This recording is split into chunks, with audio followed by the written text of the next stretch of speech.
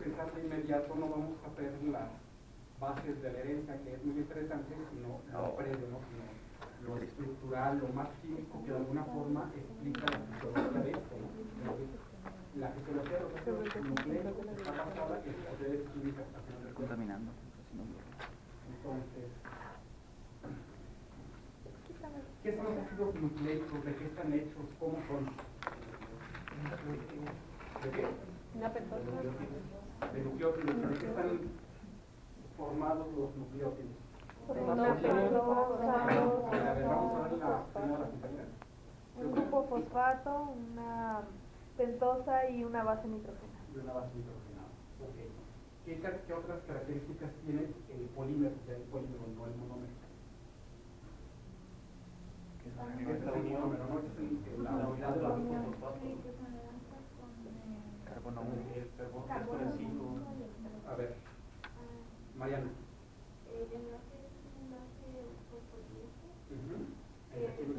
Entre el carbono 5 y el 3. Efectivamente. ¿Y eso qué implica en esta molécula? El que tengo un enlace de fosfodiéster entre el carbono 5 de una ribosa y el 3' de la siguiente.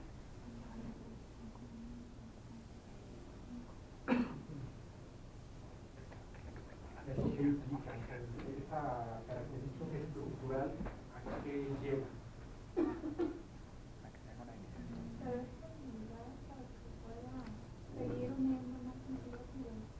Ok, de alguna forma sí le da como que el esqueleto para que sigan poniendo, ¿no? Pero eso que sea constante, de 5, 3, 5, 3, 5, 3, ¿qué implica? Linealidad. ¿Quién dijo eso? René. ¿Y eso qué implica? Ay, no. Linealidad. Que se puedan seguir haciendo más. Pues, perdón. Bueno, si lo dijeron y se me Mariana, continúa. La palabra la de Mariana. No, Continúa, Mariana. Insiste que él sabe, entonces, ¿no? ¿Por qué es importante la linealidad? Él es molecular.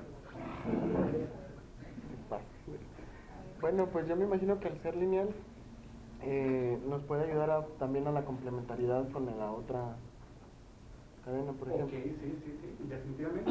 Es más fácil, ¿no? Que tengas una cadena lineal con una secuencia ordenada de nucleótidos y eso se va a aparejar con la otra cadena que a posteriori sabemos que es importante para la herencia, ¿no? ¿De acuerdo? ¿Qué otra cosa puede hacer importante? Jacqueline. ¿Tú eres Jacqueline? ¿No?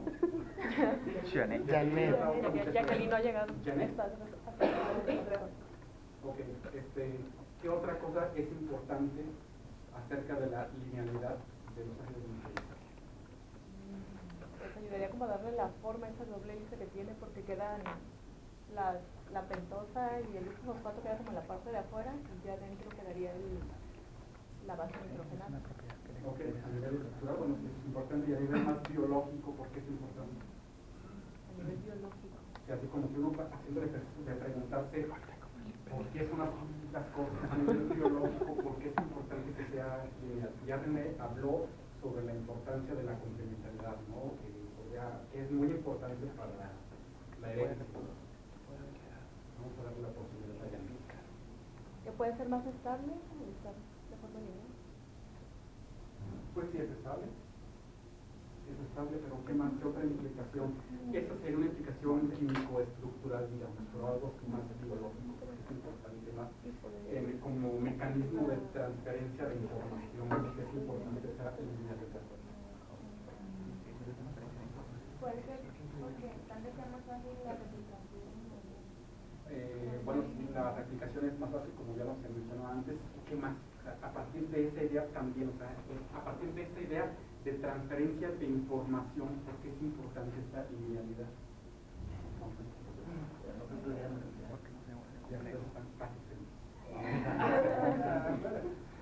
¿Por qué es importante? También, doctor, para el acomodo, ¿no? Como se va enrollando al momento de que se forman los cromosomas y se hace la división celular, a lo mejor el hecho de que sea lineal es más fácil para la célula que pueda hacer toda esta organización. No me imagino, o sea, no me imagino una molécula toda esa bola que intente ordenarse los Sí, entiendo, es un buen punto, sí, efectivamente, después el DNA tiene una estructura superior donde se superenrolla, ¿no? Entonces eso hace que en términos espaciales sea más económico y una molécula tan larga como esta se pueda organizar en torno a ella. Por ejemplo, de tal forma que se empaqueta y con menor espacio, pero No ¿qué más? cabría en histonas. ¿Cómo? Digo, no cabría en las histonas todas estas bolsas. Bueno, sí, sí, efectivamente no. Y de hecho, aunque esté enrollado en histonas, hay sus mecanismos para que estando enrollando se desenrolle y se pueda hacer la transmisión, ¿no? Por ejemplo. Por pedacitos. Exacto. ¿Y qué más? O sea, eso es cierto. Eso es algo muy estructural. Y ya es cierto, ¿no? Que también es importante en cuanto a la linealidad, pero en cuanto a la transferencia de información, además se lo ha apuntado por René, porque es importante esta linealidad. Acuérdense para qué sirve el ADN, qué está codificando y luego cómo trasciende esa información. Seguramente lo están pensando, sigan eso, sin temor. Aquí es algo bastante importante. Como vivimos en una cultura donde se nos castiga el error, Es que es como un formato. la ciencia sin error no es eso, es decir, esta es la única forma que podemos aprender equivocándonos. Pues yo pienso que que tenga esa linealidad Quede algo también lejos. más Una fácil regla para la perfecta. química. Por ejemplo, a la hora de llevar el de DNA a RNA, es como que más fácil esta linealidad Exactamente, para sí.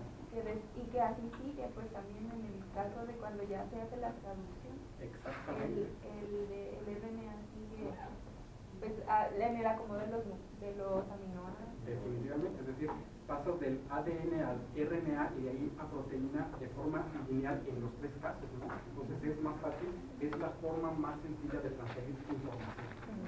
Entonces también esa fue la cuestión evolutiva para que se Entonces, los ácidos nucleicos existen 4 bases nitrogenadas, ¿no? Sí, entonces son adenina para el ADN, citosina y guanina.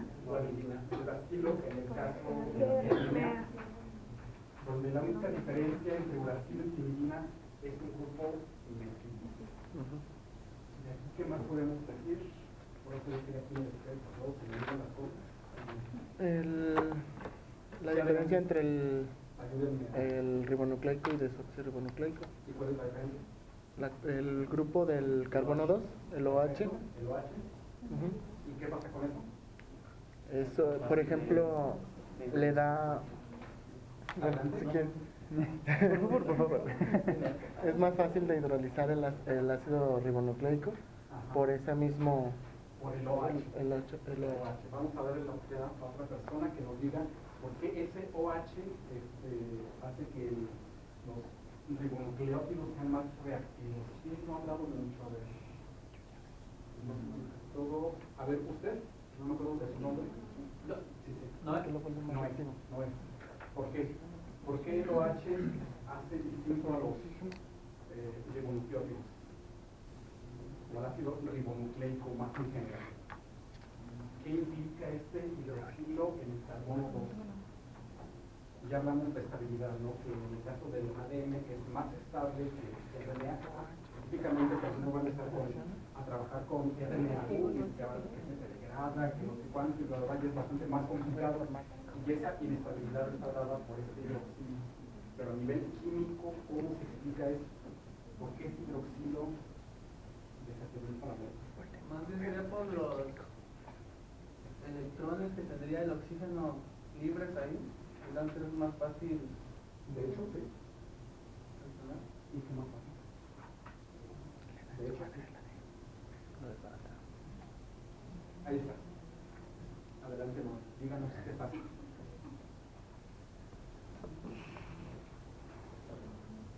¿Sí entiende ahí cómo está el esquema y todo esto? 2', 3' y 5'. Y luego Aquí había químicos, ¿no? Químicos, no ingenieros. Bueno, que igual también los ingenieros es usted. Yo recuerdo de alguien que me había comentado de carbonilos y todo lo que pasaba. Pam, pam, Pam, pam, pam. ¿Qué pasa, no?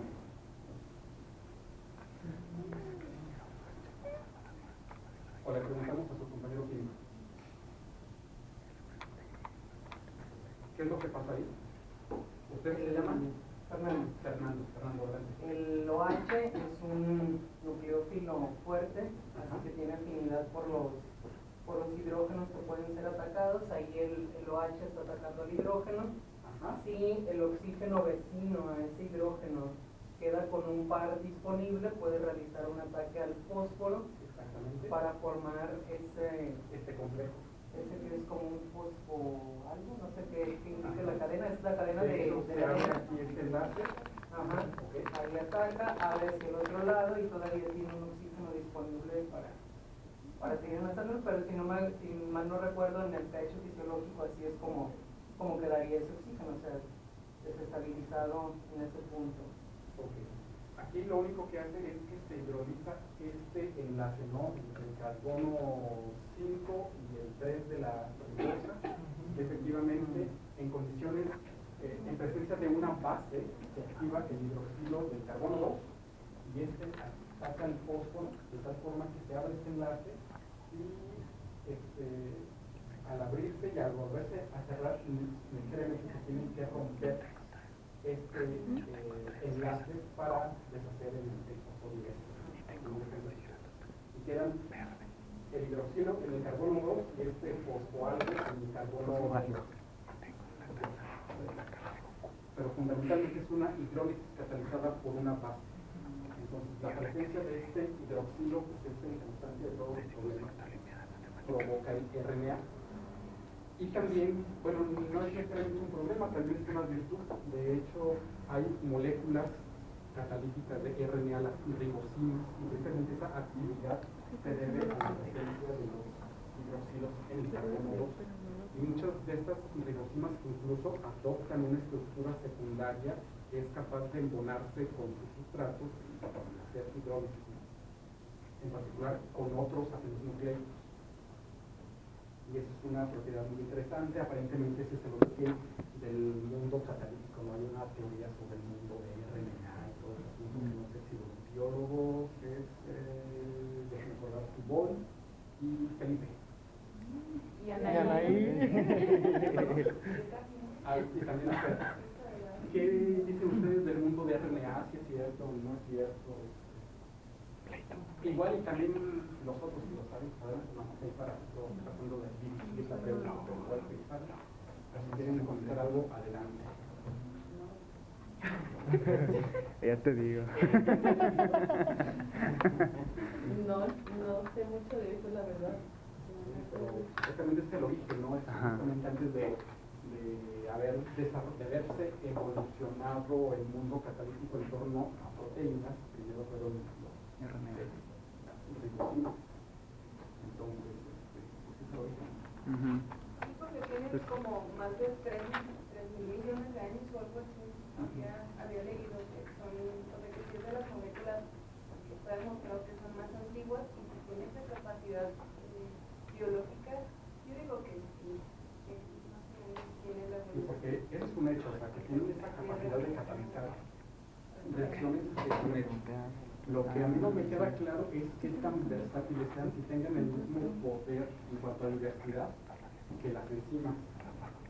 No sé qué tan limitadas estén por cuestiones de que, bueno, su diversidad química es menor que la de las proteínas. Una limitante. Pero lo que es un hecho es que este fue el origen del mundo catalizado.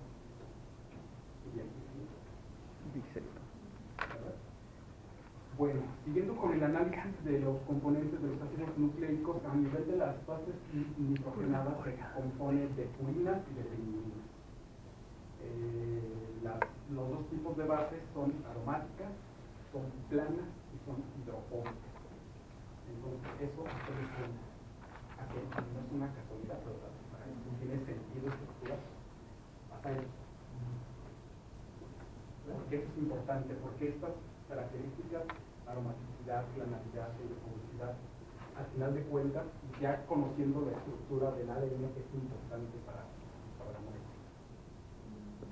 Bueno, como yo lo comprendí, tiene que ver con la forma en que se van a estar uniendo las bases, la unión que se va a dar, para poder, pues digamos, formar la estructura. Se va a quedar la parte hidrofílica por la parte exterior, me parece. Ok. Por dentro quedan las bases hidrofóbicas. También es una forma de promover la interacción, ¿no? O sea, que por fuera los fosfatos que están ionizados y por tanto que puedan solapar, interaccionar con el agua, y por dentro, dando estabilidad a la hebra, están las sensaciones más hidrofóbicas y también la aroma. Entonces, ok, aquí nada más la diferencia, como ya lo había apuntado, que la semilla tiene un grupo no se podría dar. que no está presente en el ácido, pero por una torsión, No sería una X, sería una aquí también uno podría preguntar, bueno, ¿y por qué uno contiene, bueno, por qué esa necesidad a nivel del RNA y del DNA de que uno tenga uracilo y el otro timina? Yo no lo sé. La única diferencia es el grupo flexible. Tal vez tenga consecuencias estructurales, bueno, de hecho, las tiene porque no se arregla una doble hélice de RNA, no es idéntica a una doble hélice de DNA. Entonces, seguramente esto debe influir, pero a nivel funcional. Yo no sé, tal vez tienen alguna idea de cuál sería la consecuencia de que en un esté metido y en el otro no. A nivel estructural, yo siento que por aquí va el asunto y también con la presencia de los hidroxilos en el carbono 2, pero a nivel más funcional, pasará algo. Yo pensaría que como el RNA es el que va y el que entra o participa en la traducción, al estar dentro de la célula podría haber algunos componentes o alguna atmósfera que pudiera hacer hasta alguna mutación. Entonces yo pienso que es como algo como de seguridad para que se traduzca realmente lo que es y que no pueda llegar a algún agente invasor, digamos, igual, porque hay como un tipo de, digo, no recuerdo bien, hay como otros compuestos o mutaciones de estos mismos que cambian la proteína que se vaya a traducir. Entonces pienso que una timina, espérenlo, le estoy poniendo atención y no le digan. Entonces pienso que va en ese sentido de que la célula protege lo que va a traducir. De alguna forma distinguir el RNA, es decir, el mensajero, me tiró una base DNA de que codifica el mismo mensaje. Pues suena muy razonable, es decir, ponerle una etiqueta a la molécula de tal forma que sea distinguible del DNA mismo, ¿no?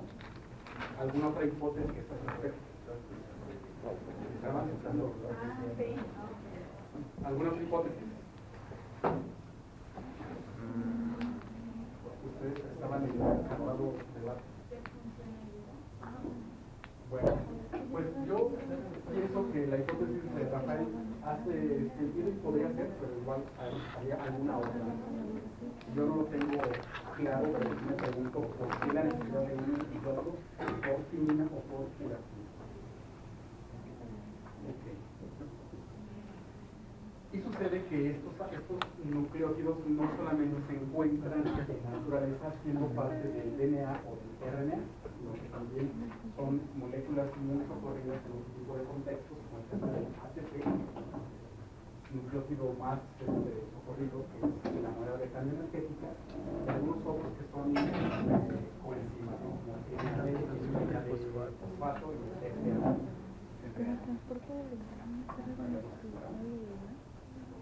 NAD. Sí, pero la como agarran nucleótido de Nindy fosfato, ¿no? y luego ya los pasan a la membrana y ya están Y saliendo. flavina de Nindy nucleótido. Agarran los protones, pegan, los llevan y se salen. Y crean un gradiente de concentración, que es lo que hace que se muevan.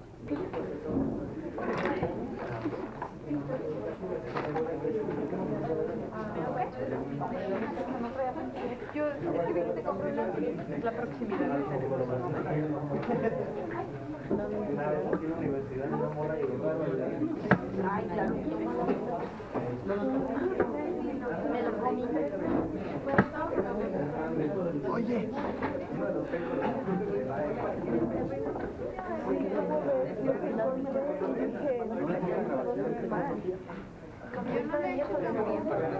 Silencio, atención, sentados. Voy a recapitular. recapitular los últimos bastantes que llegan a sus compañeros para iniciarse. Bueno, los nucleicos se componen de monómeros que consisten de un grupo fosfato, ribosa y una base hidrogenada, que puede ser una purina o piridina. El polímero es lineal y la linealidad es direccional, además, debido a la formación de un enlace fosfodiéster entre el carbono 5' de un nucleótido y el 3' del siguiente, ¿no? Entonces, eso es importante a nivel de la transferencia, eso es importante a nivel de la transferencia de información, primero cuando se transcribe a RNA y posteriormente cuando se traduce a proteína, ¿no? Nada más. Bueno, y las 4 bases del DNA es adenina, tiurina, tirosina y guanina, y la única diferencia es el uracilo con el RNA, y comentábamos que, bueno, antes de eso, la diferencia principal entre el RNA y el DNA es la presencia de un hidroxilo en el carbono 2 en la ribosa del RNA, que no está presente en el DNA, y que ese grupo hidroxilo es lo que le da sus características de reactividad a la molécula, ¿no? En presencia de una base, este hidroxilo en el carbono 2 es capaz de introducir carbono 5' y 3' de ribosas vecinas, y que a la postre, bueno, se hidroliza el enlace, y a eso se debe la reactividad de la molécula, y también le da una oportunidad para que sea catalítica, que es el caso de las ribosinas, que son ácidos nucleicos catalíticos. Y comentábamos que tal vez se dio el brinco de ribosima a proteína porque el RNA no ofrecía la suficiente diversidad química para catalizar la diversidad de reacciones que sí hacen las enzimas, ¿no? En cuanto a las bases nitrogenadas, son de dos tipos, las purinas y las glicogenas. Se caracterizan por su aromaticidad, su pluralidad y su hidrofosicidad.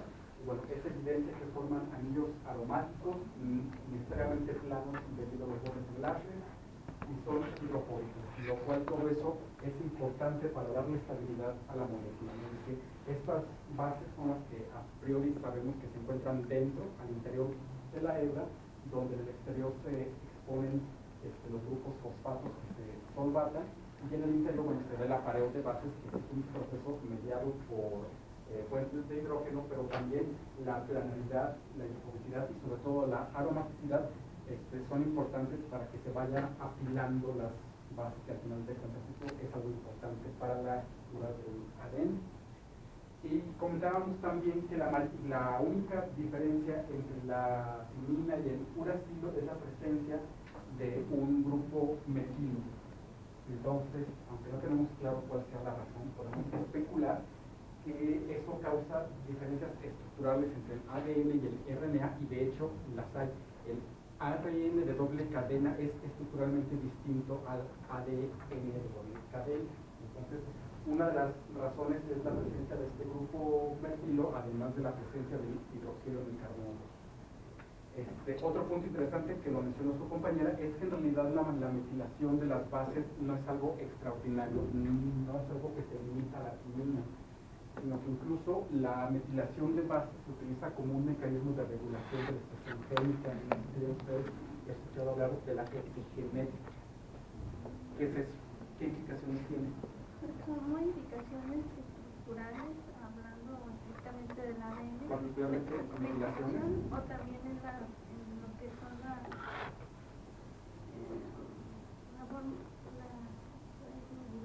pero las que están empaquetando el DNA también. ¿Las histonas? Las histonas también son modificaciones. Entonces eso cambia reciclar el DNA. Por ejemplo, sea... ¿Actividad te refieres al patrón de expresión? ¿Y eso qué consecuencias tiene? ¿O qué cosas interesantes ha mostrado que tiene? Pues cambios epigenéticos, sobre todo en enfermedades. Ajá. ¿Y qué condiciones esos cambios epigenéticos? Pues viene desde el proceso de lo que es la fecundación, ahí en el desarrollo embrionario vienen manifestando cambios epigenéticos. Y ahí el punto interesante es que, bueno, esas modificaciones epigenéticas sí transforman el patrón de expresión de los genes, pero el punto es que no son heredadas. Es decir, no son heredadas vía el ADN, sino que están condicionadas por el ambiente, son de las cosas así como que sacan de onda porque sería como que el factor ambiental que modifica pues, la expresión de genes y por lo tanto características como la personalidad y un montón de cosas verdaderamente sí podrán tener una influencia muy ambiental. Lo asocian mucho a enfermedades psiquiátricas, ¿no? Que Sí, ahí es donde efectivamente. dicen los psicólogos que las terapias sí pueden llegar a tener cierto efecto en una enfermedad psiquiátrica. Que aunque yo escribí a una amiga que es psicóloga, yo le digo, no, que no es que, y dice que sí, que porque porque el mismo estado de ánimo influye en las secreciones y las hormonas. Sí, efectivamente, pero eso es más a nivel, o sea, es decir, ya cuando estás enfermo es complicado que se transforme el patrón de vigilación de tu DNA, ¿no? Porque supuestamente si tu madre, mientras estabas tú en gestación, estuvo estresada o lo que fuera, eso pudo haber transformado tu patrón de metilación durante tu desarrollo embrionario. Pero no estoy tan seguro que eso se pueda revertir fácilmente siendo ya adulto. Ajá. Yo vi que hacían un experimento en donde ponían a gemelos como en diferentes ambientes y se daban cuenta que cuando crecían estos gemelos les hacían, no sé, les checaban todo su genoma y se daban cuenta que era diferente a pesar de que eran gemelos y lo asociaban a las condiciones ambientales y se me hizo padre porque es lo que se dice de epigenética. Efectivamente, y eso se ha puesto mucho de moda últimamente, porque es algo que la pregunta es cómo regulamos eso o cómo lo deshacemos, ¿no? Por ejemplo, dicen que también el cáncer es verdaderamente un accidente al que le toca y le toca que en realidad no hay una predisposición genética a eso, entonces hay factores ambientales que no influyen en eso, ¿no? Pero bueno, son cosas que van y vienen y que no sé en el futuro si se vayan a tentar o no sabemos, ¿no? Pero es importante, es interesante, porque de alguna forma le dan una base molecular a lo que incluíamos, eso yo siento que es interesante. Ok, entonces estábamos aquí en esto de que los nucleótidos no solo se encontraban en los ácidos nucleicos, sino que también cumplían otras funciones biológicas como ser moneda de cambio energética, que es el caso del ATP, o en otros casos el ser coenzimas como el NAD, el NADC, el NAD fosfato y el NAD, ¿no? Entonces van más allá de la presencia de ácidos nucleicos. Y bueno, esta era la siguiente, aquí ya nos más tranquilos. Una de las características importantes, sobre todo para la caracterización, es que las bases nitrogenadas absorben el espectro visible, donde alrededor de 230 nanómetros tienen más. De hecho, es la forma como se les cuantifican. Y nos sirve también para hacer el trazado de cómo se van comportando la molécula conforme se desnaturaliza. ¿Por qué 260? Entonces, otra de las observaciones que datan de mucho antes de la determinación de la estructura de los ácidos nucleicos es que la proporción entre bases sigue ciertas reglas. Se sabe que la adenina siempre va a tener una concentración muy próxima a la timina y que la timina va a tener una concentración argónica, ¿no? Entonces, esas son las reglas de Chargaff y eso es algo completamente empírico, o sea, se determinó, se estimó y se sabe eso, ¿no? Y de ahí se reducen otras relaciones matemáticas que hasta que Watson y Crick lo tomaron para su modelo no tenían ningún sentido y el problema fue que hizo una inferencia errónea sobre unos isómeros en torno a eso. Y es esto, que sucede que ese apareamiento AT y GC solo tienen sentido cuando se les asigna una forma isomérica particular a cada una de las bases nitrogenadas. Una forma de isomerismo es el tautomerismo. ¿Están ustedes enterados de qué es el tautomerismo? El químico, por favor. Es la deslocalización de un doble enlace en una molécula. La más común es la cetonólica, pero también como ahí tenemos la forma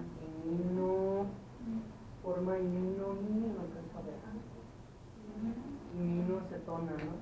También.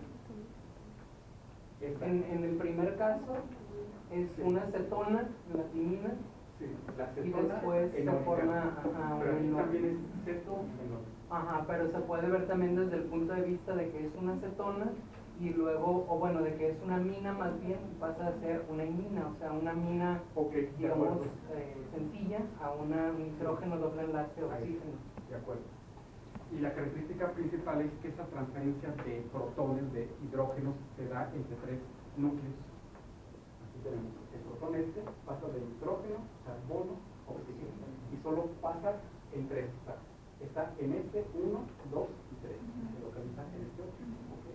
Y pasa aquí también. Entonces, cuando se pasa del nitrógeno al oxígeno, necesariamente se forma el doble enlace entre el nitrógeno y el carbono, se abre este doble enlace y se deposita aquí el hidrógeno para darle forma.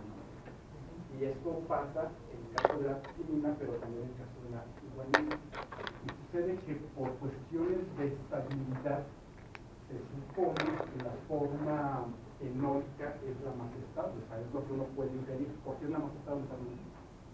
¿Cuál? La forma enólica. Es la forma seco, ¿no? No es la forma enólica.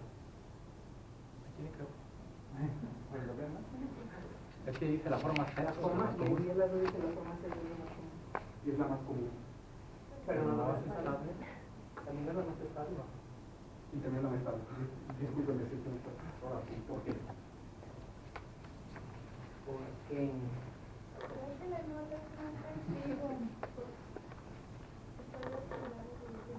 porque también en los carbohidratos pasa esta reacción y entonces ya se puede oxidar. No, la forma ceto es la más común en los ácidos nucleicos, la más estable es la forma enólica. Sí. Ahí me confundí, pero no, sí. La forma enólica es la más estable. Y por lo tanto es la que uno infiere que es la que va a ser más común en los ácidos nucleicos, pero no, la más común en la forma ceto en ácidos nucleicos es una anomalía. Pero a nivel químico, estrictamente químico, es esta. ¿Y por qué es esta? La forma enólica. ¿Puedes formar más fácilmente los puentes de hidrógeno? Esa es la forma Z de estas dos. Ajá. Y que de hecho son las que están en el ADN. Y no. Aquí me faltó ponerle que es la más común en ácidos nucleicos.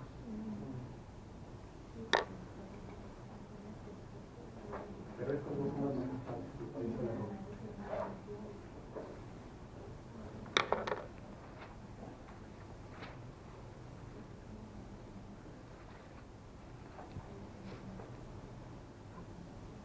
En el caso de una molécula aromática, ¿qué define su estabilidad o qué le da esta estabilidad? Ya sabrás. La resonancia, la aromaticidad. Entonces, en cuanto una molécula va a ser más estable cuando su cadena de dobles enlaces, por lo tanto, la distancia donde se puede deslocalizar los electrones es más larga, por lo tanto, esa le da mayor estabilidad. Y este es el caso de la forma C, de la forma enólica, perdón, enólica.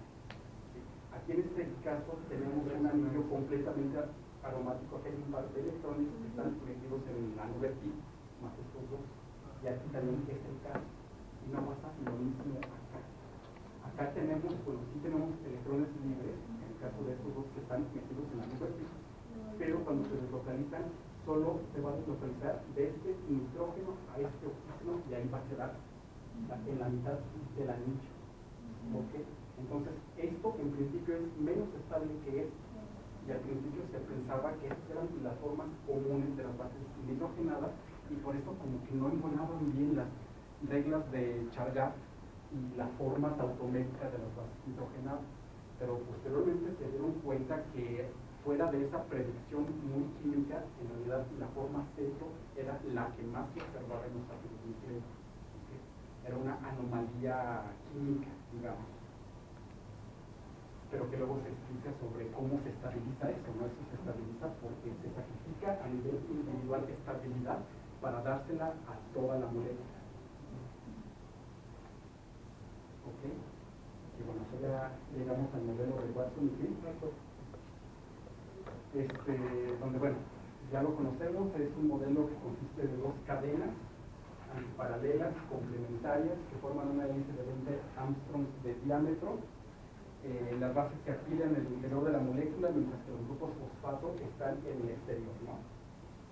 Bueno, cada vuelta tiene bases cada hélice tiene 10 bases compuestas y bueno, se aparean específicamente. Y de las propuestas de Watson y Crick es precisamente el apareamiento de las formas ceto de las bases nitrogenadas. ¿Okay?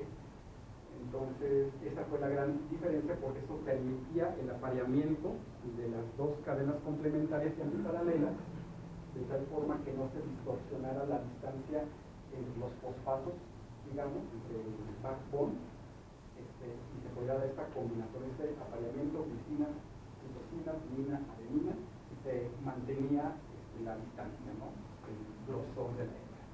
Entonces, eso es parte del modelo de Watson y Crick. Sin embargo, el modelo de Watson y Crick pues no era el único en el momento. Bueno, habían propuesto otros que a la distancia pues parecen muy bizarros, pero había uno propuesto por Pauling, que no sé si ustedes lo dije bien. ¿Qué más había propuesto o hecho Pauling? ¿Cómo? Ok, ¿y qué más? En proteínas. A ese sujeto le daba por hacer de todo. ¿Cómo? Grupo aprendiz. También propuso estructuras secundarias, me parece que alfa hélices y hojas beta fueron también propuestas de los modelos de. Total de que también entró a la estructura de los ácidos nucleicos y esta fue la estructura que él propuso, donde los fosfatos estaban en el interior y las bases en el exterior. Entonces propuso incluso una hélice, ya una hélice, pero de 3 hebras. Y era esto, ¿no? Estas son las bases y en el centro los grupos fosfatos. Es una imagen del modelo que él propone. De hecho, yo imagino que la idea de la doble hélice la tomaron de aquí en Watson y Crick, de la sociedad. Me tomaron de una foto de... Y este es el perfil desde arriba. ¿De qué? De Rosalind Franklin. Ah, bueno, los datos cristalográficos. Pero ella ya sabría que era una hélice.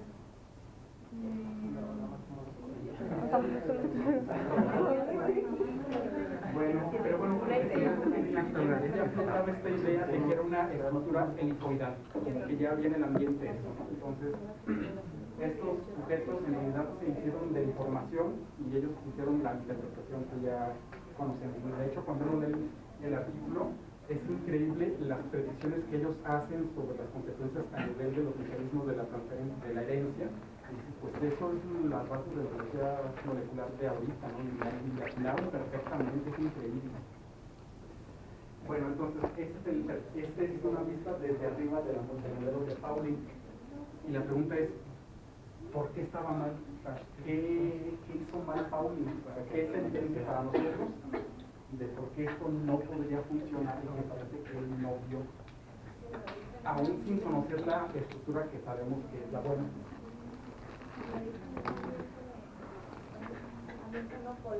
Exactamente, nosotros le falta uno, ¿no? A la lista de eso. ¿Y qué más?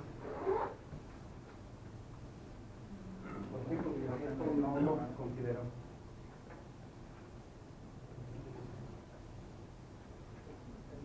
El acoplamiento de las bases. También es un problema porque no explicaba cómo se transfería la herencia, ¿no? Cómo se daba la herencia. Es uno de los problemas. La estabilidad que ya menciona. La fuerza de enlace que hay entre los grupos fosfatos sería más fuerte. ¿Entre los grupos qué, perdón? En este modelo la fuerza de enlace es más fuerte que el puente de hidrógeno. Entonces, para poder... De hecho, aquí yo no sé cómo justificaba las interacciones porque son fosfatos. Entonces, estaba encargado con el efecto fisiológico y no sé cómo explicaría él las revoluciones ahí. De hecho, pues parecería muy inestable. Bueno, y este es el modelo de Pauling para la historia. Es decir, sí se va a equivocarse. NAB. Esta es la forma biológicamente más común del ADN, del DNA. Bueno, que tiene un grupo menor, un grupo mayor, pero bueno, son solo particularidades de lo mismo que viene dado por cómo se empaqueta la molécula. De hecho, a nivel de cómo se van enrollando las dos hebras, es como una molécula muy equilibrada, muy simétrica, que se puede observar mejor desde arriba. Es decir, realmente los fosfatos están en la periferia de la hebra, toda esta parte, y sí se producen los apareamientos hacia el centro, de tal forma que da una molécula vista desde arriba muy bien empaquetada.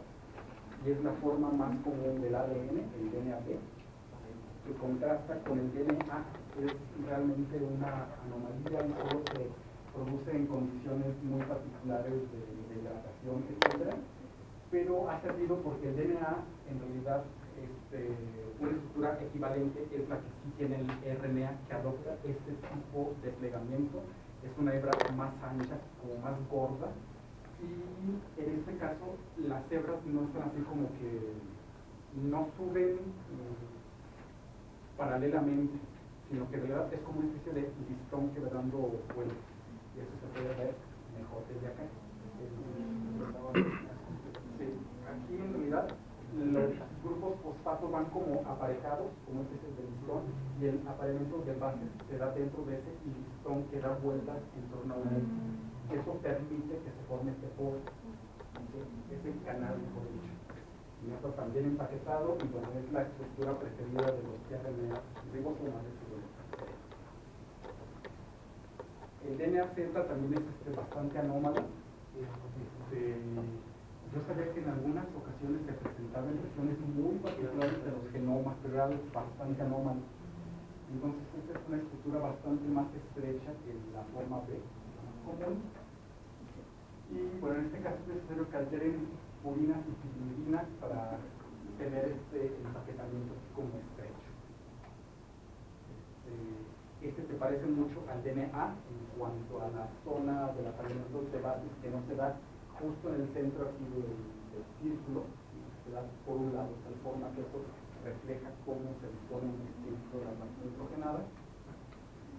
Y bueno, lo otro es que también las bases nitrogenadas se voltean, es decir, tienen una disposición distinta a como aparece en el DNA B, que en el caso del Z tienen que disponerse de forma opuesta. Si ven aquí se ve el enlace glicosídico entre la base nitrogenada y la ribosa, y en el caso del DNA Z tiene una disposición contraria, ¿no?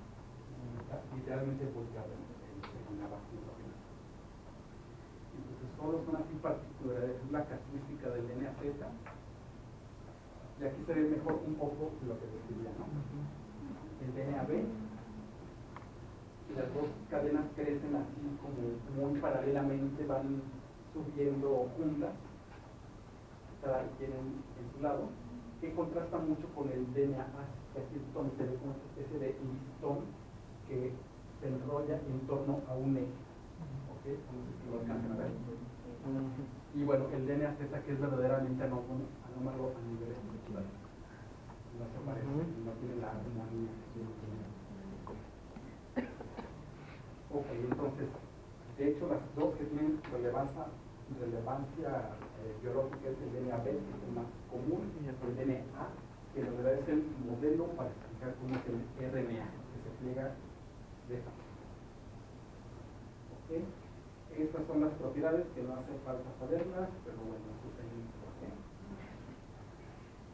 Ok, entonces como les mencionaba, cuando el RNA forma cadenas dobles o cuando interacciona con el DNA, adopta una estructura de DNA. Entonces adopta esta forma más ancha, gruesa, robusta y nada. En el caso de los RNA de transferencia, puede haber algunas modificaciones a los ácidos nucleicos.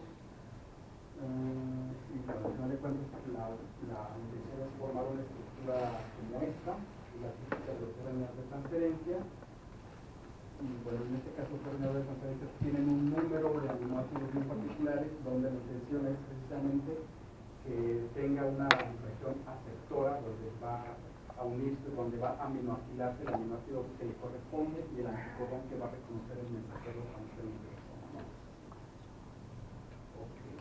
Y bueno, aquí están algunas de las bases modificadas, en el caso de los derivados de uracilo, los derivados de citosina. derivados de adenina y de guanina, que son relativamente frecuentes en RNA. Y bueno, en el caso del DNA son importantes porque te decíamos de la epigenética. Y bueno, aquí tiene un elemento estructural importante que es el estivamiento de bases, el apilamiento de bases, que es una de las formas de darle estabilidad a la estructura del ADN. ¿Okay? Entonces, ¿en qué consiste eso? ¿En qué consiste eso? Habíamos visto que las bases nitrogenadas tenían nubes de electrones triples, es decir, de los que se deslocalizan. ¿Okay? Entonces, cuando las bases nitrogenadas se apilan, están planas y ya hacen esto, ¿no? Claro, se van apilando. Y además de la interacción hidrofóbica debido a su naturaleza, también como que entre todas ellas crean una gran nube pi, ¿okay? Donde ese incremento de la nube pi o nube aromática le da estabilidad a la estructura. Es algo muy favorable. Entonces, como mencionábamos antes, tal vez el tautómero sea muy anómalo, sea el ceto, que no es individualmente el más estable, sino el único, pero a cambio de ese sacrificio, al conjunto de la molécula se le proporcionan otras formas de ganar estabilidad, como el estivamiento de bases o la formación de fuentes de hidrógeno para el apareamiento de las bases. Entonces, se sacrifica una cosa, pero se gana en la otra. Y seguramente se gana mucho más en términos de estabilidad, más allá del valor biológico de esto.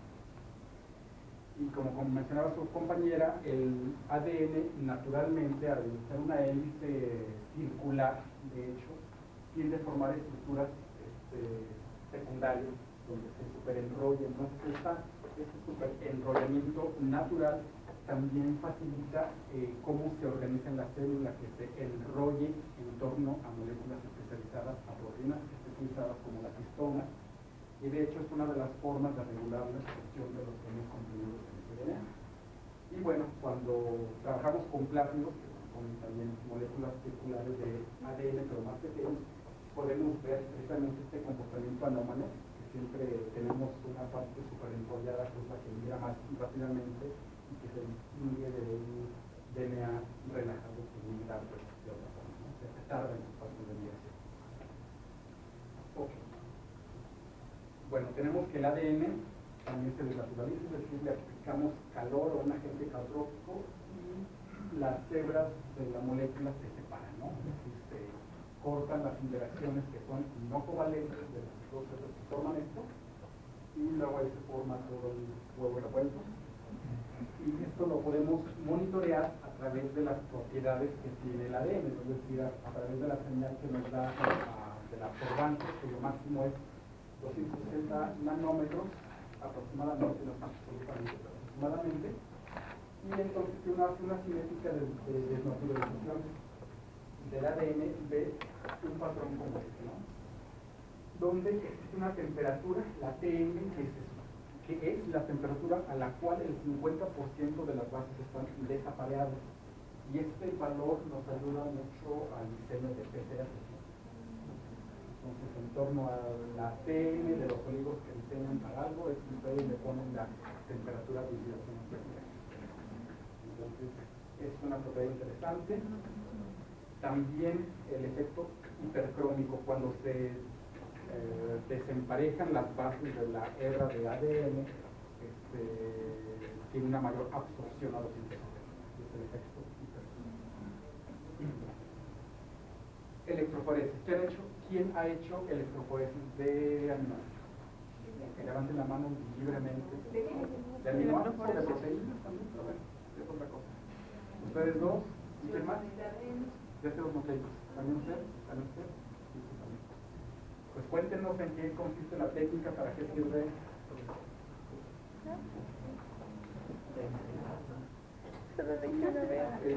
Ajá, sí, por el tamaño, bueno, principalmente la separación es por el tamaño de las moléculas que están en, por ejemplo, tu producto de PCR o lo con lo que estés trabajando. Ajá. Se coloca un gel, que es una malla, se puede decir. Es una malla, efectivamente. Entonces, ¿esa malla de qué está hecha? De aquel migra ¿O de qué, perdón? Agarosa. De agarosa principalmente, ¿no? Pero también es posible hacerlo de acrilamida. ¿Y en qué condiciones usarías una o la otra? Dependiendo del tamaño del producto. Normalmente el de agarosa es para tamaños moleculares más grandes. Sí. De hecho, también se pueden hacer geles de proteína de agarosa. Sí, proteína es un complejote. También le sirve, o micros, el composite de agarosa por acrilamida. Entonces, fundamentalmente es de agarosa por el tamaño del poro, se puede regular el poro por la concentración del gel. Su muestra de ADN, la carga dónde y qué pasa con ella. Normalmente, bueno, migra del cátodo al ánodo. Del cátodo al ánodo, sí, ¿por qué? Porque la carga del ADN es negativa. Ajá. ¿Debido a qué? Al grupo fosfato. Ok. Entonces, normalmente se carga en la zona del cátodo al ánodo y hay un buffer que mantiene el pH que lo estabiliza es importante y que garantiza que todo esté cargado negativamente, todo lo desprotonable se desprotone. Pues a través de la electricidad el flujo electrónico va logrando que la molécula vaya migrando. Exactamente. Y luego, ¿cómo ve el ADN? Pues hay que utilizar un colorante o un marcador, en este caso pues el que se utilizaba más antes, el bromuro del pasado. Bueno, es el que está ilustrado ahora. Y ahorita pues existen otros como el que son, ya no son casi tan tóxicos. ¿Y cuál es el principio del bromuro de tidio? Y que me parece que también es el principio de todos los otros. Sí, intercala, ¿no? ¿Intercala y qué pasa? Y florece, definitivamente. Y de los nuevos, ¿qué es lo que pasa? Porque son no tóxicos, no carcinógenos.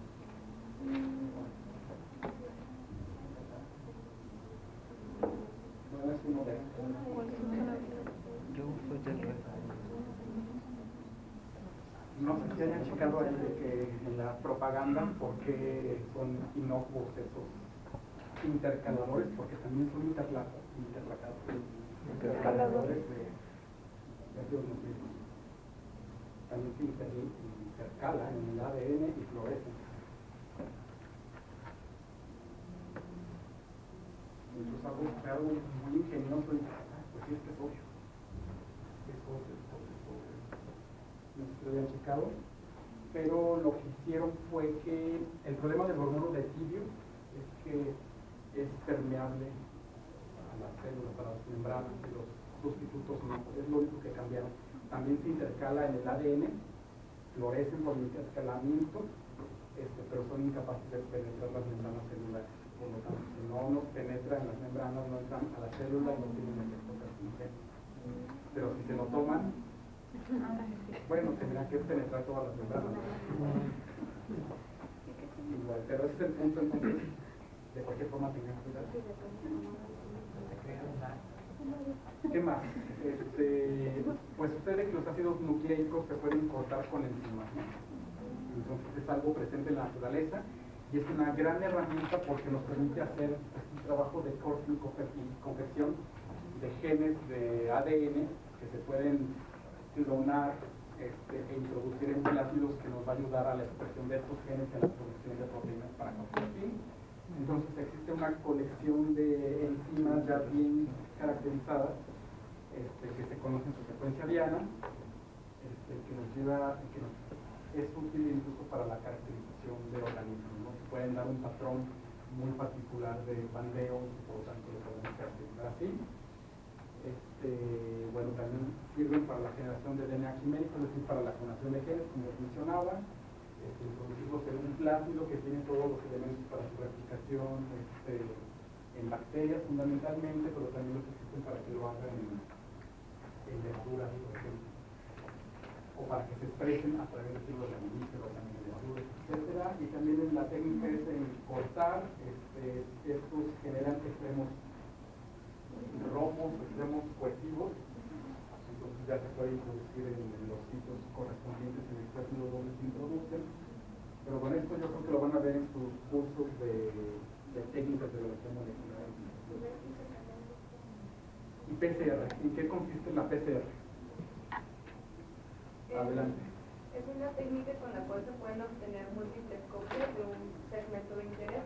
Primero se diseñan los oligos o cebadores de manera específica a la región que nosotros queremos seleccionar. Ajá. ¿Y cuál es el criterio ahí para la selección del mejor oligo?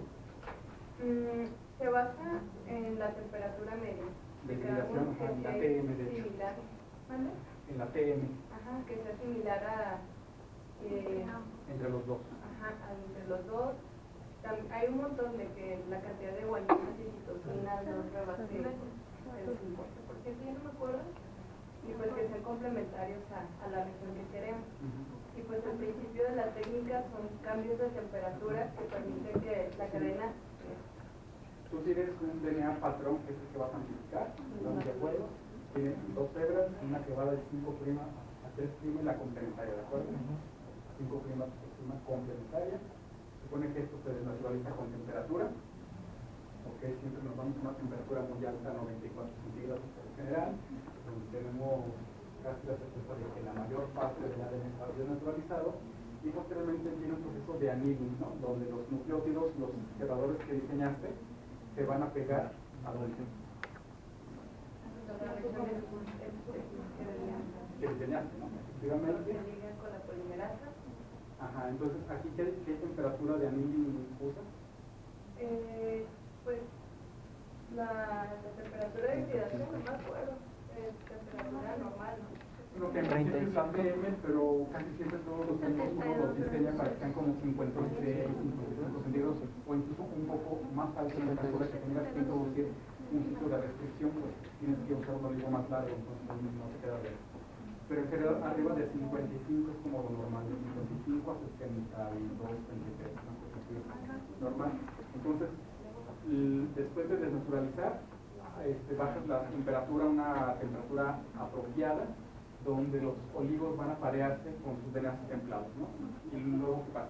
La polera los reconoce y empieza a agregar cada una de las bases, forma la cadena complementaria tanto de las dos, y ya después se repite este ciclo, se desnaturalizan, se hibridan, se sintetizan, se vuelven a separar. Y luego ya tienen su DNA amplificado, que lo pueden solidificar y recordar. ¿Estamos? ¿Quieres quedar claro? Más o menos. Azucena también, ¿verdad? Y para eso se utiliza un termosimulador, pero antes se usaban baños. Entonces antes era curioso porque pasaban de un baño a otro con distintas temperaturas para hacer el termociclado que ahora es automático.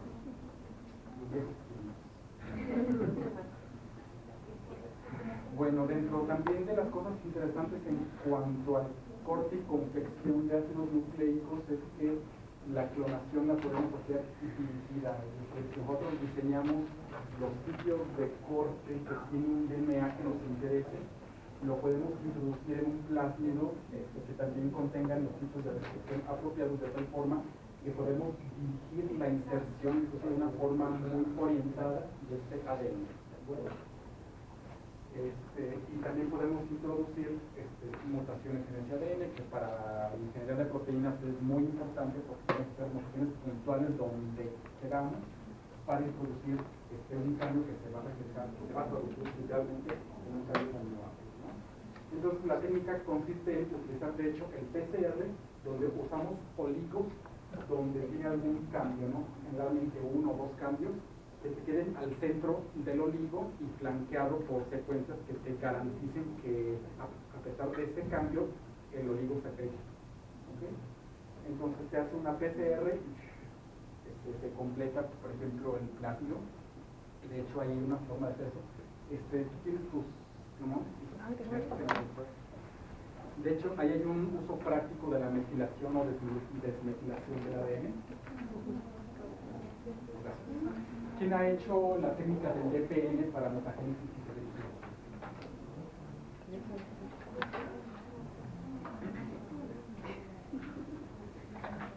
De hecho, es la técnica más fácil para hacer mutagénesis que no se usaba antes, pero esta es la más común. Ustedes tienen un plásmido, ¿ok? Que viene de un bicho que metila el ADN, incluso uno lo busca. Ustedes quieren introducir una mutación aquí con este gen. Entonces lo que hacen ustedes es el plásmido de doble cadena, diseñan unos oligos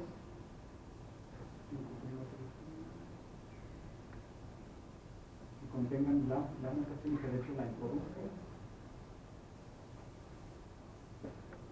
Entonces ya tienen aquí sus temas, sus plásmidos, sus oligos, le ponen la polimerasa y la polimerasa va a sintetizar las cadenas complementarias de cada hebra, ¿de acuerdo?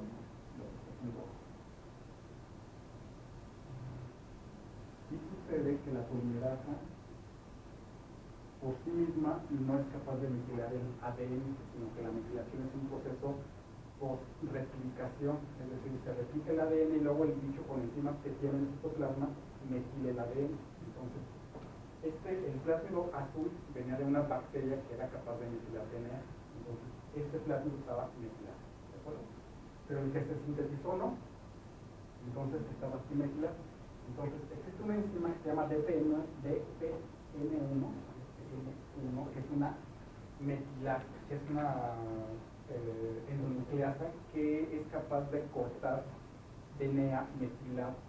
Entonces si le ponen a su mezcla la DPN1, se come el plásmido original, el plásmido templado, el no mutado.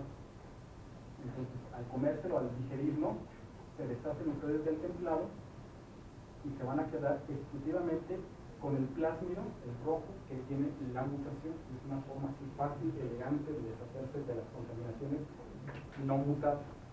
Entonces, este plásmido, el rojo, ya lo tienen puro, lo transforman en una bacteria y tienen ya su plásmido que mejor va a expresar una proteína que tiene la mutación de ustedes. Y es muy bonito porque se basa en la metilación del DNA y la resto de enzimas de restricción. Y es bonito. Además, así como que el colmo de la orgánica que solo deberíamos hacer. Bueno, hasta aquí lo de los ácidos nucleicos, la parte más estructural, y les dejé que leyeran un artículo que a mí me pareció interesante sobre cosas que están haciendo últimamente con DNA, aprovechando el conocimiento que tenemos de la molécula y de cómo la podemos manipular. Para empezar, ¿qué les pareció el artículo? ¿Qué opinión tienen en general de él? No les estoy pidiendo que me cuenten de qué se trata, es simplemente su opinión. Levanten la mano quien lo leyó. Bueno, me voy a dar cuenta cada vez, díganme quién lo leyó. Bien. Yo también lo leí, pero sí estaba... Si lo leímos y no lo entendimos mucho. Sí. ¿Cómo? Se vale si lo leímos y no lo entendimos mucho. Pues claro, algo podríamos sacar de ahí. Yo no lo entendí, pero...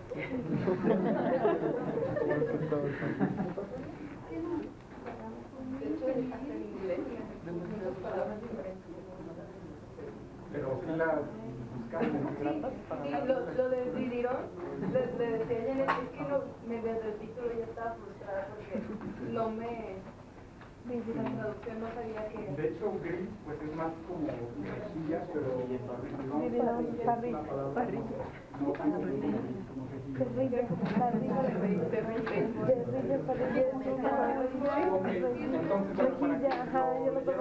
rejilla. Ok, ¿tú qué piensas del artículo? No que nos lo cuentes, ¿tú qué piensas? A mí me parece una muy buena estrategia el usar el DNA como una estructura, como un andamio para principalmente el uso de andamios está enfocado a poder administrar medicamentos y ciertas moléculas, introducirlas. Entonces, en cuestión de andamios, se ha discutido mucho el hecho de que la mayoría buscan que sean biodegradables para que no causen problema al organismo. El hecho de hacer un andamio con una hebra de DNA que pueda ser del mismo paciente es fantástico. Definitivamente. Y que además trasciende este uso, ¿no? Es decir, se puede usar también creo que en el experimento y cosas así. Sí, mencionaba un artículo, como me gustó el artículo, me fui a investigar un poquito más a ver a cuáles eran las funciones, la finalidad que tenía. Hay un artículo anterior que menciona justamente esto. Menciona que se pueden hacer circuitos. Me imagino que la parrilla de RNA se puede utilizar como una tableta donde se puedan arriba incorporar circuitos y se introduzcan obviamente al organismo. Efectivamente. Y lo interesante es que son nanoestructuras que en realidad se pueden diseñar exclusivamente con el conocimiento que tenemos de la estructura del ADN y del conocimiento de la secuencia de un DNA templado, que son cosas asequibles completamente, es decir, es algo que lo tenemos aquí, que se puede hacer y que es fácil. Eso no sé si alcanzaron a leer la metodología de esto, pero hacen su diseño de las nanoestructuras y es trivial la metodología, es un PCR. Ok, entonces, esa es su opinión. ¿Alguien más que tenga una opinión sobre el artículo? Sobre lo que proponen. Ese es un artículo un poco, pues no anómalo, es de otro tipo de artículo. No es como el anterior donde tienen una pregunta biológica muy concreta y aquí este artículo es diferente. ¿Qué tipo de reto están planteando? ¿O están planteando una pregunta? Bueno, no, porque como dice, o sea, no se fueron como algo específico, nada más lo que ellos estaban buscando era hacer algo que les sirviera para en un futuro utilizarlo como dicen, con fármacos o ayudar a ciertas enfermedades o en la tecnología. Es como una propuesta que ellos hacen. Efectivamente es una propuesta, no es una pregunta biológica básica. Y lo publicaron en Science, es decir, sí se puede, este tipo de preguntas tecnológicas se publican aquí, y si son lo suficientemente novedosas, entonces es falso de que lo tecnológico que no se publica en este tipo de revistas no es falso, también se publica. Entonces, lo que hacen ellos es fundamentalmente exponer estrategias de diseño. Ellos tienen un reto de construir algo y ellos ofrecen una estrategia de diseño, que es fundamentalmente de lo que hablan en la figura 1, y la demás es la prueba de principio, la prueba de que su estrategia funciona. Entonces, lo que pasa en la figura de la 2 a la 4, me parece que nada más es la comprobación de la estrategia, ¿no? Entonces, en caso de la figura 1, es la estrategia de diseño. ¿Cómo proponen ellos el diseño de esto? ¿Cómo lo hicieron? ¿Cómo proponen? A ver, lo que obtienen son estructuras como estas, resillas donde ellos pueden modificar pues un montón de cosas, ¿no? La resilla pone una resilla, los ángulos de un espacio donde no diseñaron que fuera una resilla, sino que quedará como una región desordenada. Incluso llegan a tener estructuras más complejas como esta, en que se ponen una estructura 3D, el empalme de la resilla, o formar curvas y todo eso, ¿no? Entonces, esto tiene muchas aplicaciones en nivel de circuitos, incluso cuando se forman estructuras tridimensionales que forman como vasijitas, también se pueden formar capsulitas de ADN que las rellenan de lo que sea. Entonces, eso, como esto. La demostración. ¿Qué más? Pero todo eso es antecedido por una estrategia que es verdaderamente por lo que vale el artículo. Es esto, es su estrategia. Entonces, ¿qué hicieron en eso? A ver, ¿quién más? Además de Pons y además de Jacqueline. Yo ahí me quedé en la parte que usaban el pago, el M13, porque era como una sola cadena. Antes de la parte así ya más aplicada, ellos tienen una estrategia de diseño, es así la parte antes de la secuencia, que eso es como... Exactamente. ¿Me prestan una servilleta? Me regalan una servilleta. No se la voy a devolver.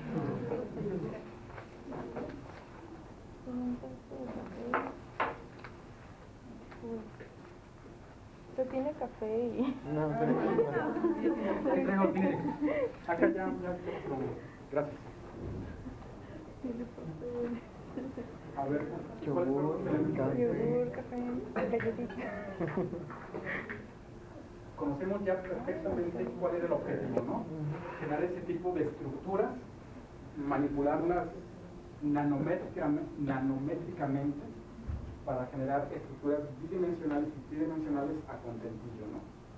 Entonces, ese es el objetivo que nos queda bien claro y la utilidad que puede tener, pero ¿cómo lo hicieron? Aquí es el punto medular. ¿Cómo lo hicieron? ¿Cómo diseñaron las cosas? De hecho, ellos utilizan, Ivonne y Jacqueline. ¿Alguien más? Jacqueline. En un artículo anterior que publicaron a lo que utilizan es solamente una hebra y lo que hacen es como si fuera un lazo y uno de sus últimos intentos con eso fue como si quisieran enrollar una esfera. Entonces lo que empezaron a hacer fue esto. Sin embargo, esta estructura no tenía mucha fuerza. Aquí me parece muy interesante lo que hizo Jacqueline, que se puso a buscar los antecedentes, porque de hecho el artículo, si se fijan, ellos empiezan contrastando lo que hicieron en un artículo previo y lo que hacen ellos. Entonces, precisamente ese cambio en estrategia es lo que va a describir Jacqueline. Esta fue su primera estrategia, simplemente hacer como una esfera pero con un solo hilo. Solamente era una especie de hilo, una doble hebra de ADN y lo iba montando así, una sobre otra, iba en la línea hasta formar esta esfera, pero no tenía una estructura que ellos consideraban fuerte, ya que si lo utilizaban como ellos proponían en una primera instancia como encapsular medicamentos, no lo consideraban como resistente. Ellos mencionan en ese artículo que el DNA les funciona como una especie de piezas de Lego, simplemente como cubitos enlazándolos y armándolos. Hay otro elemento, ¿no? Que de hecho desde el principio se utilizaba efectivamente una hebra templada, un DNA templado, y utilizaban otros como olivos que les servía para grafar la estructura, que de hecho es como manipulan ahí la hebra templada. Sí, ponían esos olivos para tener cierta fuerza en ciertos puntos. ¿Por qué no lo pones bidimensionalmente? Que no sea necesariamente una estructura tridimensional, sino linealmente. Podría ser también así. Por ejemplo, exacto, sí, eso. Así. Y utilizaban estas como especie de grapitas para darle cierta fuerza a ciertos puntos de la estructura. Posteriormente se les ocurre esta estructura que va a dar muchísima fuerza, ya que al tener esto... A ver, un poquito antes de eso para no brincarnos tanto, si les queda claro cómo funciona esto, ¿no? Es decir, tienen aquí su hebra, lo voy a abrir un poco más. Okay. Excelente. Una estructura así, ¿ok? Entonces, esta es su hebra templada. Y la intención es hacer que esta hebra se posicione en una dirección concreta, ¿no? A como gusta el diseñador. Entonces, lo que hacen ellos es utilizar una especie de olivo complementario a la secuencia que ellos conocen a priori, de tal forma que van creando estos cambios de dirección. Por ejemplo, ellos llaman estaples, generan un olivo que se una a esta parte, otro olivo que se una a esta otra, otro a esta otra, otro a esta otra, de tal forma que van orientando cómo se dispone el ADN, ¿de acuerdo? Exactamente, cómo se muy bien. Entonces, con esta misma estructura, esta fue la primera, siguieron con esta, haciendo estos mismos, con estos olivos, estos dobleces para lograr la esfera. Posteriormente se les ocurre hacer el enrejado, que es la novedad de este artículo, ya que teniendo estos puntos van a tener muchísima más fuerza en la estructura que están manejando. Recordemos que si lo quieren manejar como un andamio, tiene que ser una estructura que le provea cierta fuerza a lo que van a poner adentro. Creo que en la siguiente imagen lo manejan como que ya teniendo este enrejado... A ver, si quieres mostramos un poquito. Si quieres, para... Pero sí, efectivamente ese era el antecedente de eso. Es decir, eso fue lo que ya se había hecho antes, porque el DNA origami era una idea anterior a esta. Aquí lo que cambia es cómo lo diseñan, ¿ok? Entonces utilizaban los estaples estos, orientaban el DNA, etc. Entonces aquí ellos proponen una estructura distinta, una unidad básica para el nuevo diseño. ¿Cuál era esta unidad básica? ¿Ivonne? es la que dice de los cuatro brazos. Los cuatro brazos, ¿y cuál es la particularidad de esos cuatro brazos? ¿Cómo se llaman? Está bien. Esto tuyo, pizarrón, si lo necesitas. No, pues lo que yo entendí es que son como pequeñas cruces que ellos van haciendo para que sea fácil de, si quieren alterar la forma, que le puedan quitar una y que las demás sigan igual. O sea, que puedan ir metiendo cosas y que la demás estructura no se altere, y que utilizaban como dobles cadenas al principio y de ahí dejaban cadenas libres sin aparear para que al momento de unirlas con los oligos como que fuera más fácil. Pero ellos se iban como que primero querían ver la estructura que querían y se iban como de atrás para adelante. O sea, hecho, así es, efectivamente. Ajá, primero querían ver como, queremos pues la red o eso que dijo Janet, no dijo Jacqueline. Y ya lo último veían qué tipo de nucleótidos eran lo que iban a poner ahí para que se pudiera dar como el doblamiento que ellos querían. Ajá. Entonces ellos utilizan una estructura básica que es la de la cruz esta, que se llaman Holiday Junction.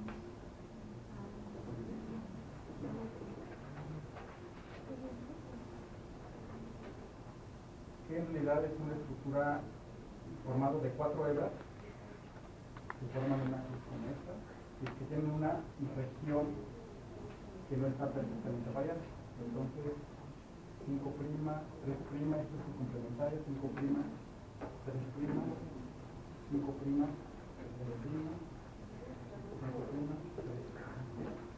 Entonces la direccionalidad obviamente cambia para cada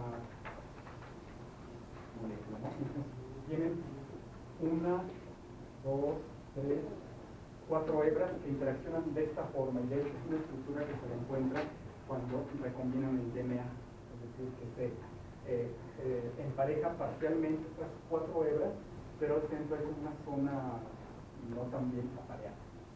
Y sucede que esa estructura pues no es perfecta, no es una cruz perfecta, sino que tiene una estructura media anómala, en realidad es como una cosa así.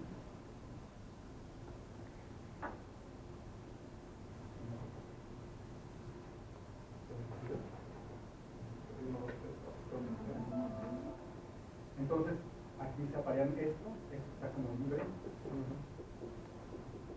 y no se forman ángulos rectos perfectos acá, sino que hay un ángulo donde se tuerce, ¿no? Se pega.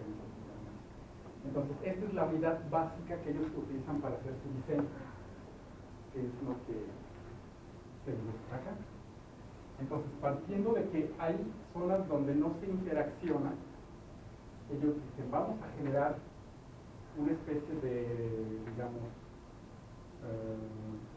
de oligo sintético basado en la estructura de un ADN templado que se pueda unir, que pueda ser complementario a una estructura como la de Holiday, pero que eso nos sirva para orientar cómo se pliega una molécula de ADN, una molécula templada.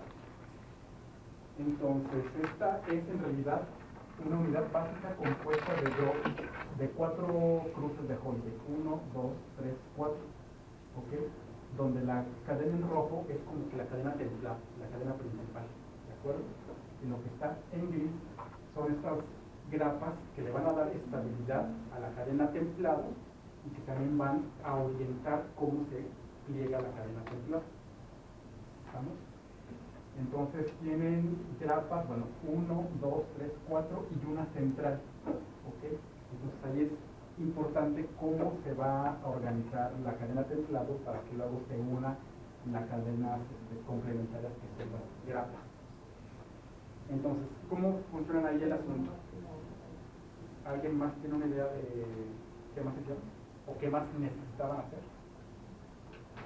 Para empezar, este plegamiento anómala de la unión de Holiday implicaba cosas que se traen con esta estructura no es una forma de cruz perfecta que es la que se necesita.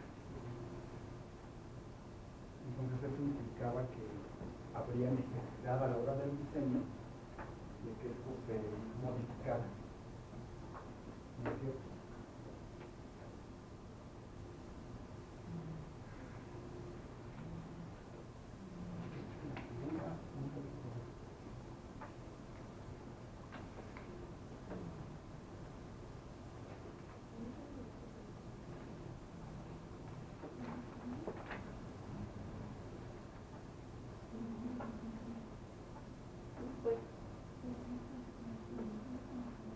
según yo, ¿me puedo decir? Según yo era que, como dice, que algunas partes como que no quedaban fijas y ellos lo que buscaban era que con los nucleótidos hacer como que se jalaran unas con otras para darle la estabilidad a para darle la forma de la rejilla que querían. Eso implicaba ir darle unas vueltas más raras, ¿no? ¿Y te acuerdas de cómo lo hacían? Pues así, a grandes rasgos. No solo recuerdo que ponían los ciertos nucleótidos que hacía, por ejemplo, que la adenina y la guanina, que estaban unidas con doble enlace, buscaban como que le dieran cierta, no sé si polaridad o no sé, pero como que cierto jaloncito. Y ponían otras que hacían que diera otro cierto jaloncito. Sí. Y ya, pero no me acuerdo. Sí, de hecho, me gusta la idea de los jaloncitos, porque sí, como que sí es eso. De hecho, se partía de una cadena sencilla de ADN de un virus, que lo compraban ellos. Entonces, en el caso hipotético que se quisiera generar una rejilla de este tipo, lo que se pretendía es que con este DNA templado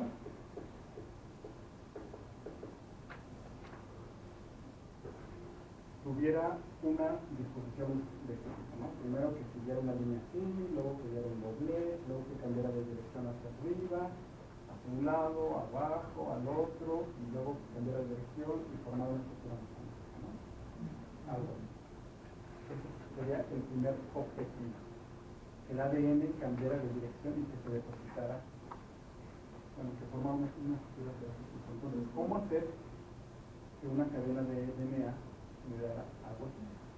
Se supone que esta era la primera hebra y que entonces iban a generar otras hebras específicas para cada región de esta hebra templada. Entonces ahí es donde entran en juego las trapas, que es lo que va a orientar cómo es.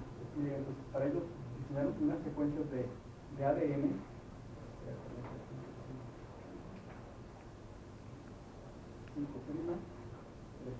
Ok, ese es el secuencia templado. Y luego, en función de la secuencia del templado, ellos diseñaban otros oligos que pudieran aparearse con la molécula de DNA. ¿Me fijan? Es decir, ellos podían calcular qué secuencia iba a haber de esta porción a esta otra, de esta otra a esta otra, de esta hasta acá y de esta hasta acá, de tal forma que luego diseñaran un oligo que se apareara con estas cuatro partes del genoma templado, aunque no fueran continuos. ¿Estamos? ¿Sí? Como hay, y todo eso lo hicieron para cada cuadrito. Conocían las secuencias y todo eso.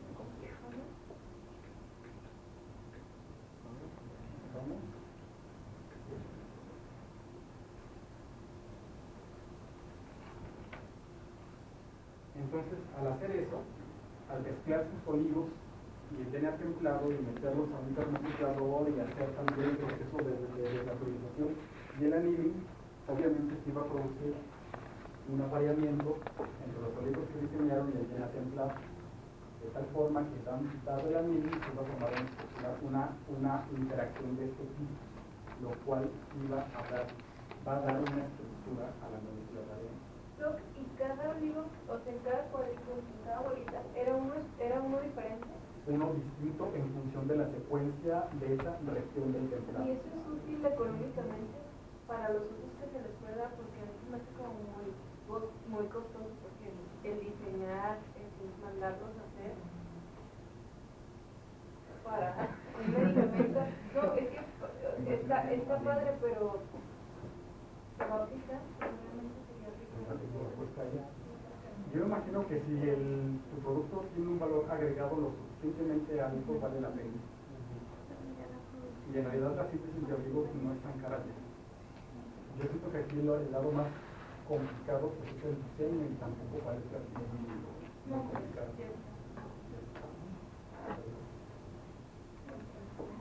Entonces, fundamentalmente de eso se trataba, es decir, conocían las secuencias del templado y diseñaban oligos para que luego esa hebra se alineara con los oligos y el DNA templado adoptara una estructura regular. ¿Algo más de aquí? Tengo más dudas. Más bien, me pregunto qué tan resistente puede ser la rejilla. Que, por ejemplo, este estudio está enfocado a administración de medicamentos o a estas como tabletas para circuitos. Por ejemplo, podría ser para un trasplante, se podría hacer una especie de enrejado que soportara células, tendría la fuerza. Yo siento en principio que una estructura de estas dimensiones, no sé en realidad qué tan pertinente sea, tal vez son para estructuras más pequeñas, porque ya como para